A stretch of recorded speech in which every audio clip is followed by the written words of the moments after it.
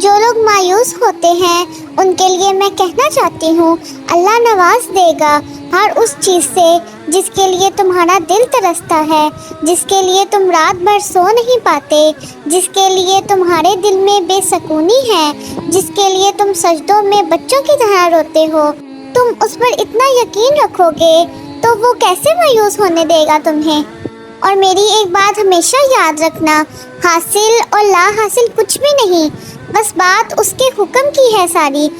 اس نے انتظار کی گھڑی تمہاری بہتری کے لیے بڑھائی ہے۔ اللہ تمہارا دل نہیں بدل رہا کیونکہ وہ تمہاری رضا میں راضی ہے۔ کوئی تو وجہ ہے جو تمہاری زبان پہ وہ ایک ہی دعا ابھی تک جاری ہے۔ اسی لیے آپ سب مایوس مت ہوا کریں، اللہ کی رضا میں راضی رہیں اور اللہ پر یقین رکھیں۔ انشاءاللہ بہت جلد آپ کی ساری دعائیں اللہ پوری فرمائے گا، انشاءاللہ، آمین۔